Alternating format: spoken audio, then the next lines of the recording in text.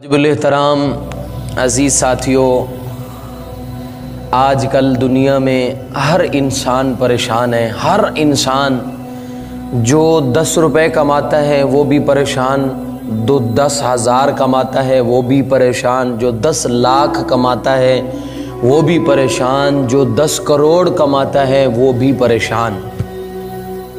वजह क्या है? सब कुछ होने के बावजूद जिंदगी में सुकून क्यों नहीं, इत्मीनान क्यों नहीं? वजह ये है कि जहां से सुकून और इत्मीनान मिलना था हमने उस जगह को छोड़ दिया। जहां से हमें जिंदगी में आसानियां और सुकून मिलना था हमने उस रब के दर को छोड़ दिया, जिसकी वजह से आज हालत ये है कि हर बंदा परेशान है। उसका हल क्या है? हल ये है कि हम अपने रब के दर पे लौट आएं, अपने अल्लाह को आके मना लें, तो हमारी ज़िंदगी में फिर वही सुकून, वही इत्मीनान, वही मज़ा ज़िंदगी का, जो ज़िंदगी गुजारने का मज़ा है, वो जो सहाबा कराम रज़ी अल्लाह ताला अन्हुम अजमईन को मिला था वो आज हमें भी मिल जाएगा। और वो कैसे हासिल होगा? वो हासिल होगा मुसल्ले की ताकत से। जब हम मुसल्ले पे आ जाएंगे, जाए नमाज पे आ जाएंगे, अल्लाह के सामने झुक जाएंगे, उस वक़्त ज़िंदगी में सुकून हो जाएगा। हकीम अब्दुल हई रहमतुल्लाह अलैह फरमाया करते थे, लोगों मुसल्ले की बड़ी ताकत है। एक मुरीद पूछने लगा, हज़रत आप बार बार ये कहते हैं मुसल्ले की बड़ी ताकत है, इसकी क्या ताकत है? क्या ये उड़ता है? ये लेके कहीं चला जाता है? हकीम अब्दुल हई साहब रहमतुल्लाह अलैह फरमाने लगे, ये कहीं भी नहीं लेके जाता, ये अल्लाह की बारगाह में ले जाता है, अल्लाह के पास लेके चला जाता है।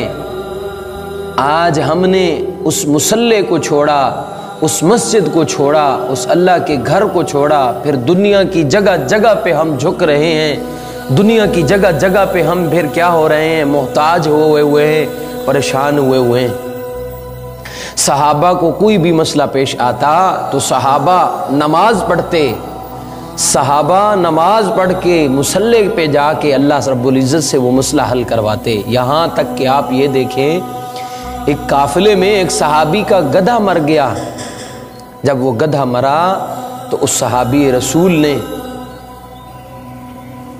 एक सहाबी का गधा मर गया, काफिले में जा रहे थे, गधा मरा तो अल्लाह अकबर, ईमान देखें, वहीं पे वुज़ू किया, नफल पढ़े और अल्लाह रब्बुल इज़्ज़त से फरमाया, अल्लाह मेरे पास और सवारी नहीं है, लिहाजा मेरे गधे को ज़िंदा कर दीजिए। अल्लाह रब्बुल इज़्ज़त ने उनके उस मरे हुए गधे को उन सहाबा के सामने दोबारा जिंदा किया और वो सहाबी उसी गधे पे सवारी करके गए। हुजूर नबी करीम सल्लल्लाहु अलैहि वसल्लम के दौर में हुजूर पर एक बुढ़िया ईमान ले आई। एक ही बेटा है, ईमान लाई और वो हुजूर के साथ किसी जंग पे, गज़वे पे चला गया। हुजूर नबी करीम सल्लल्लाहु अलैहि वसल्लम जब वापस आए तो उसका बेटा शहीद हो गया था। अब जब बुढ़िया को पता चला, रखी लाश सामने कि ये आपका बेटा है, शहीद हो गया, बुढ़िया ने वहीं पे दुआ मांगी, या अल्लाह तेरा ही था, तेरी तरफ ही लौट आया, लेकिन मेरे रब मैं ईमान लाई हूँ, मेरे शहर वाले, मेरे रिश्तेदार, मेरे अइज़ा अक़ारिब मुझे इस बात का ताना देंगे कि और ईमान लाओ, एक ही बेटा था, बताओ छीन लिया इन्होंने कि नहीं छीना? या अल्लाह ये तेरा ही माल है, मैं मानती हूँ, लेकिन मेरे रब ये तेरे नबी के नाम का मुझे ताना दें, ये दीन का ताना दें, मुझे बर्दाश्त नहीं है। मेरे अल्लाह तू हर चीज़ पर कादिर है, मेरे इस बेटे को ज़िंदा कर दे। हदीस आता है तारीख़ की किताबों में कि वो जवान लड़का जो हुजूर के साथ जाके शहीद हुआ था, जिसके मुंह पे कफन डाला हुआ था सहाबा ने, वो वहीं उठ के बैठ गया कलमा पढ़ के और हुजूर के ज़माने में शहीद हुआ, फिर जिंदा हुआ, फिर हज़रत उस्मान गनी रज़ी अल्लाह ताला अन्हु के दौर में वो दोबारा फौत हुआ। ये है मुसल्ले की ताकत, ये है नमाज की ताकत, کہ اپنا ہر مسئلہ ہم نے اللہ سے منوانا ہے۔ ایک بادشاہ بیمار ہو گیا، بادشاہ بھی تھا، اللہ والا بھی تھا، بیمار ہو گیا، بڑا علاج کروایا، کہیں سے شفا نہ ملی۔ شفا تو میرے اللہ کے ہاتھ میں ہے۔ اس نے پورے شہر میں یہ اعلان کرایا، میری یہ مرض ہے، جو مجھے اس کی دوائی لا کے دے گا میں اس کو اس کا انعام دوں گا۔ اب لوگ شروع ہو گئے۔ بادشاہ کی عادت یہ تھی کہ پہلے پیسے دے دیتا تھا، بعد میں دوائی لیتا تھا۔ اب لوگوں نے مشغلہ بنا لیا بادشاہ کو لوٹنے کا، کوئی آتا ایک پڑیا لے کے۔ اب بادشاہ کی عادت یہ تھی کہ وہ صاحب کشف تھا، اس دوائی کو کھولتا اور اس سے پوچھتا تیرے اندر شفا ہے؟ تو دوائی بتاتی کہ نہیں میرے اندر شفا نہیں ہے، یہ انہوں نے ڈھونگ رچایا تجھے لوٹنے کے لیے۔ بادشاہ اس پڑیا کو کہتا ہے اس کو الماری میں رکھ دو، رکھ دیا جاتا، اور آتے، پورے شہر کا یہ مشغلہ بن گیا۔ اسی شہر میں ایک عورت بوڑھی اور اس کا بیٹا، جو وہ بھی اللہ والے تھے، مصلی والے تھے، اللہ کو راضی کرنے والے تھے، راتوں کو بیٹھ کے اللہ کے سامنے رونے والے تھے۔ بیٹے نے اپنی ماں کو کہا ماں جی پورے شہر نے یہ مشغلہ بنایا ہوا ہے اور بادشاہ کو لوٹ رہے ہیں، ذرا ہم بھی تو جائیں۔ ماں نے کہا بیٹا آج تک تجھے کبھی حرام کا لقمہ نہیں کھلایا، میں نہیں چاہتی کہ تم جاؤ جیسے لوگ دوسرے کر رہے ہیں۔ بیٹے نے ضد کی، ماں نے کہا اگر جانا بھی ہے تو پھر ایک رات مجھے دے دو، کل چلے جانا۔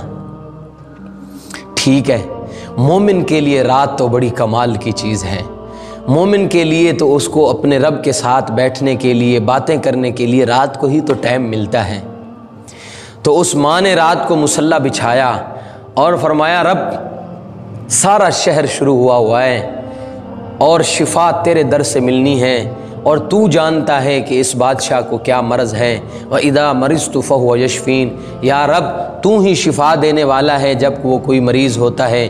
یا اللہ بادشاہ بیمار ہیں، کل میرے بیٹے نے جانا ہے، اس بادشاہ کو شفا عطا فرما دینا۔ صبح ہوئی، ماں نے رو رو کے دعائیں مانگی، صبح ہوئی اور بادشاہ کے پاس ایک پڑیا دے کے اپنے بیٹے کو بھیجا۔ یہ نوجوان بادشاہ کے پاس پہنچا اور بادشاہ کو کہتا ہے بادشاہ یہ لیں، یہ آپ کی دوائی، آپ کے مرض کا علاج ہے ہمارے پاس۔ اب بادشاہ نے پہلے کی طرح ہی اس پڑیا کو کھولا اور اس سے پوچھا کہ بتاؤ تمہارے اندر شفا ہے کہ نہیں؟ اللہ اکبر، مصلی کی طاقت دیکھیں، رات کو اٹھ کے اللہ کے سامنے بیٹھنے کی طاقت دیکھیں۔ اب جب بادشاہ نے وہ پڑیا کھولی اور کھول کر کے اس سے پوچھا تو اس پڑیا سے اس دوائی سے آواز آئی بادشاہ آج صرف میرے اندر شفا نہیں ہے، الماری میں رکھی ساری دوائیوں کے اندر شفا اللہ نے رکھ دی ہے، اب تو جس کو کھائے گا اللہ تجھے شفا عطا فرما دیں گے۔ یہ ہے مصلی کی طاقت، یہ ہے جے نماز کی طاقت۔ اگر میں مسجد میں نماز پڑھاتا ہوں، بڑا زور لگاتا ہوں، خوبصورت قرآن پڑھوں، تو ہو سکتا ہے میرے دل میں یہ خیال آئے کہ میرے نمازی کہیں گے کہ ہاں بھائی مولوی شاہ نواز بڑے زبردست قرآن پڑھتا ہے، بڑا خوبصورت قرآن پڑھتا ہے، دکھاوا ہوگا، آپ لوگوں کے سامنے پڑھوں گا دکھاوا ہوگا۔ لیکن خدا کی قسم جب سارے سوئے ہوئے ہوں گے، رات کو یہ مصلی اٹھا کے گھر کی چھت پہ کھڑا ہو کے جب کہہ رہا ہوگا یاسین والقرآن الحکیم انک لمن المرسلین الرحمن علم القرآن خلق الانسان علمہ البیان، جب یہ اس وقت کہہ رہا ہوگا، اس وقت تو ساری دنیا سوئی ہوگی، اس وقت جو اللہ سنے گا اس کا مزہ ہی کچھ اور ہوگا۔ اس لیے میرے بھائیوں بزرگوں دوستو، گزارش ہے، آج کل راتیں بہت بڑی ہیں، 7:30 بجے یہاں ہمارے ہاں تو نماز ہو جاتی ہے، 7 بجے 8 بجے تک نماز سے فری ہو کے 10 بجے تک سارے کام کر کے اگر سو جائیں تو 4 بجے اٹھ کے اگر اللہ کے سامنے تھوڑی دیر 2 رکعت 4 رکعت 6 رکعت نماز تہجد کے پڑھ کے اپنے اللہ کے سامنے بیٹھ جائیں تو انشاءاللہ زندگی میں سکون بھی ملے گا، زندگی میں اطمینان بھی ملے گا، زندگی میں وہ چاشنی بھی ملے گی اور زندگی گزارنے کا مزہ بھی آئے گا۔ اللہ تعالیٰ سب سے پہلے اس ناچیز کو عمل کی توفیق دے۔ آپ کو آخر دعوانا ان الحمدللہ رب العالمین۔